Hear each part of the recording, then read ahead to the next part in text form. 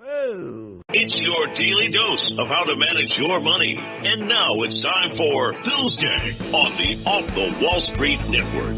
Oh, God. Are you nuts? With your host, Phil Grande. Bye. And welcome to my podcast. It's an interesting day because if you think about it, shortly, hopefully, the the Supreme Court will release the decision on the tariff for Trump. Now, what you got to understand is this is going to be a huge win for gold. Why? Because if they rule against Trump, gold is going to go up. If they rule for him, gold is going to go up. Either way, it's a win. Because either way, it's going to breed in uncertainty. Hold on, gang. I won't need those.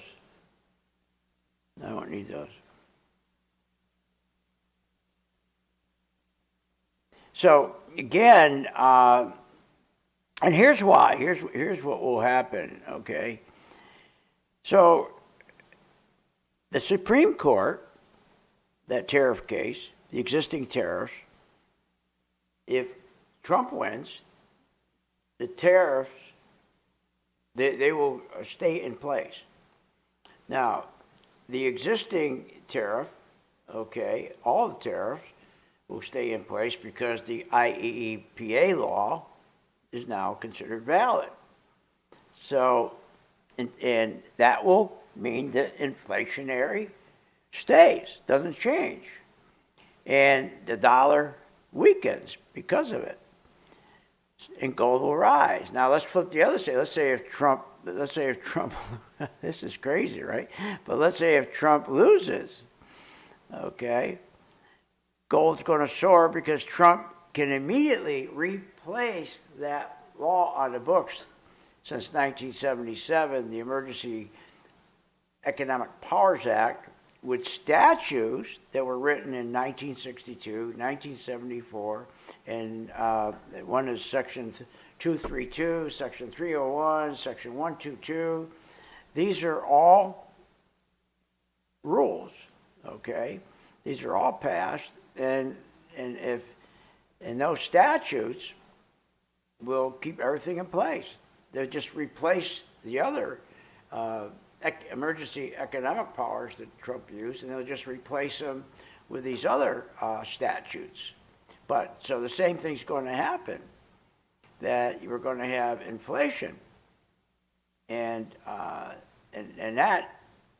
it's going to be great uncertainty. I mean, great uncertainty. If he loses, and think about this, if he loses, and now they just come in and they change what they're putting in for the mechanism to keep the tariffs.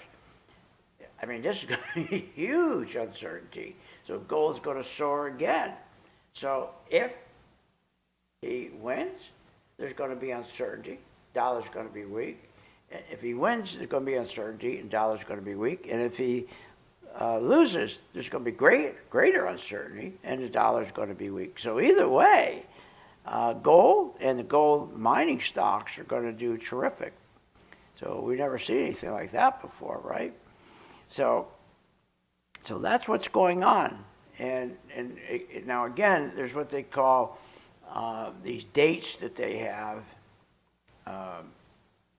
for the Supreme Court, and they come out something like once a week, something like that. They're called opinion days, and during the opinion days, that's when they can make the announcement of their opinion. Now, the next one is February 20th, so they could come out September 20th. The next one after that's February 23, 3 days later. So it's coming down the line, so make sure you watch your gold, especially your miners. I mean, we've been doing terrific with our gold miners. I mean, we're up big in those. So we'll see what happens. So again, it's those statutes that were put in place in 62, 1974 that saves the day. So that's why gold wins. Now, our friends on Wall Street creating a very confusing situation. It comes out yesterday, late yesterday, that China, its central bank, is going to secretly be dumping dollars. Now, that's not true at all. Not at all. And that they're making it sound like there's a conspiracy to dump treasuries, to get rid of the dollar. That's what they're doing. But let's set the record straight. What happened is the jibber jabbers are wrong. So let's break it down. So China has a central bank. It's called the People's Bank of China. Now, they have about 600 billion in our treasuries. They haven't sold a darn thing. They haven't sold anything. Now, there's another group of banks that are commercial banks, just like we have, and commercial banks have regulators, just like we have. And everyone knows that we've been having trouble with the treasury bills. Treasuries. The yields have been soaring. So not only are their banks not getting upset, but they're trying to adjust. All they're doing is trying to adjust for those yields. We do the same thing here with our banks. So there's no conspiracy. There's no, hey, let's really dump the dollar. It's a big nothing, big nothing. So nothing's going to happen. So in the dollar, okay, it's going to be not even noticeable, okay, what's going on. And the China central banks, as I say, they're not selling anything. The People's Bank of China, which is the same bank, not selling anything.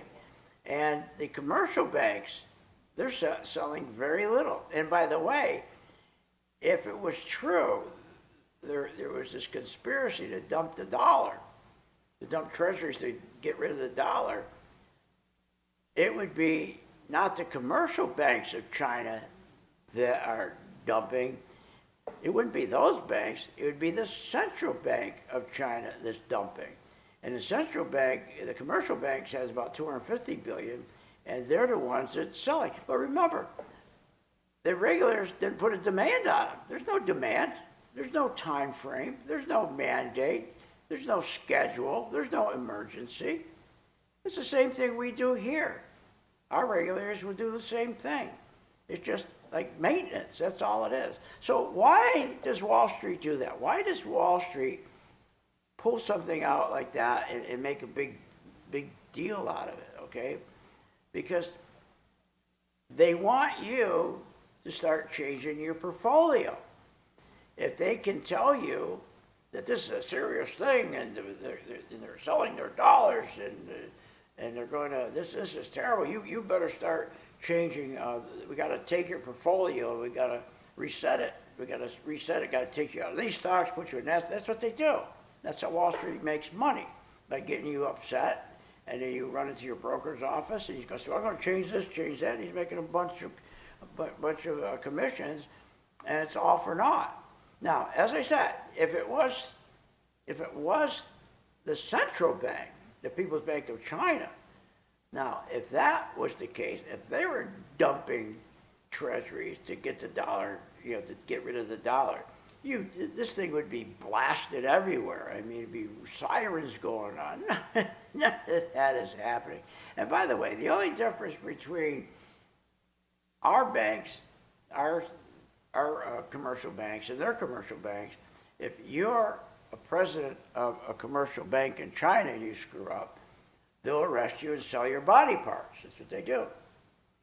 If you're screwed up in one of our banks, they'll promote you to president of the bank. That's usually how it is. They always have dummies at the top.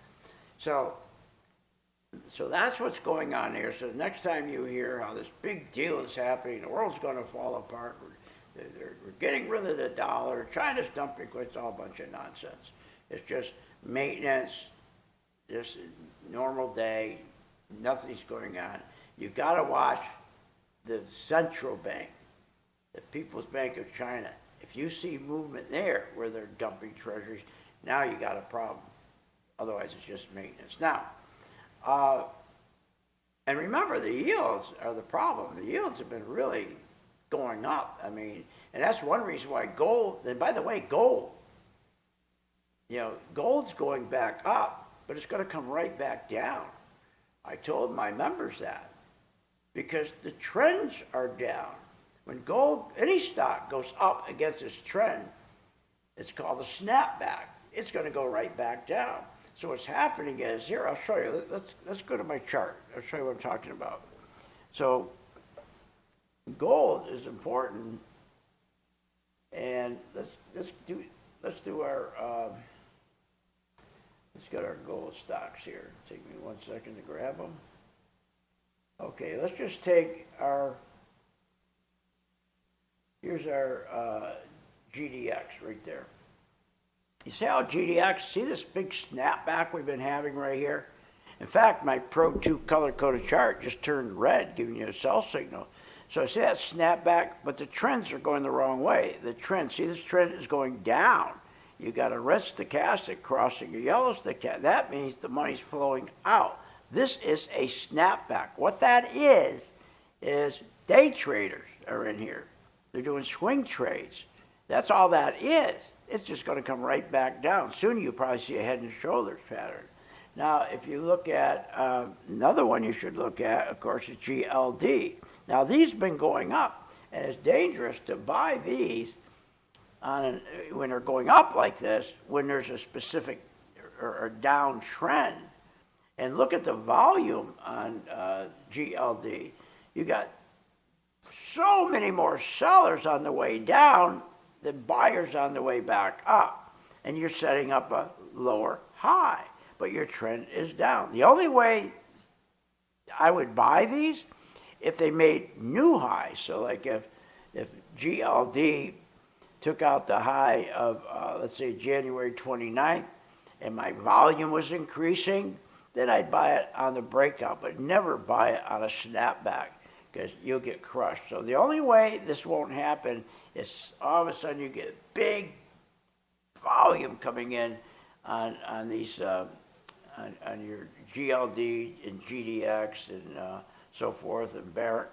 So be careful. That's not what's happening. Okay, and the other thing that's going on is the banks don't start chasing these big banks.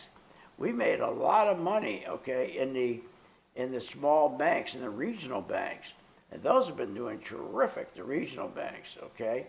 But if you start chasing the big banks, you're going to be in big trouble, okay. So, for example, take a look at UBS. Now, UBS, you can see. Now that's been doing very, very well. Matter of fact, we're in this bank. But now you can see the volume is starting to drop back. These are our smaller banks. Truist, look at this, how well we've been doing in Truist. We made such money in these small banks.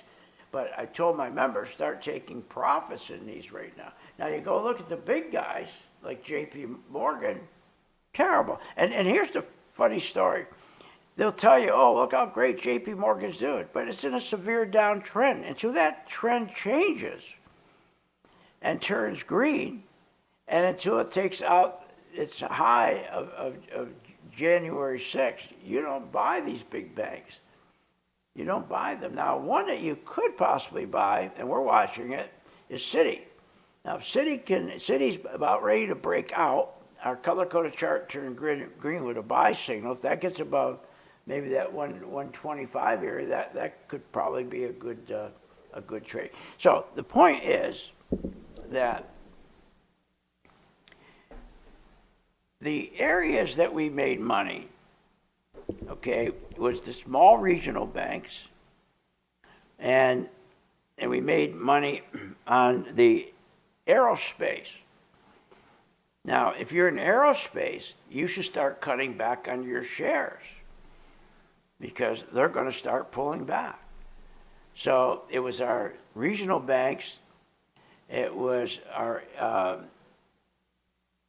Boeing, Lockheed, all those, NOC, all those were doing very, very well for us. But they're starting to pull back a little bit, just a little bit. But if you stayed with your small banks, regional banks, you stayed with your defense contractors, you've had a hell of a few months. And so now what's happening is everyone's starting to think, well, I'm going to rotate out of all those and go back to tech. That's how it is. So be careful, okay? So again, don't be chasing anything outside of what's been working is what I'm trying to say. Join my gang, free for 10 days.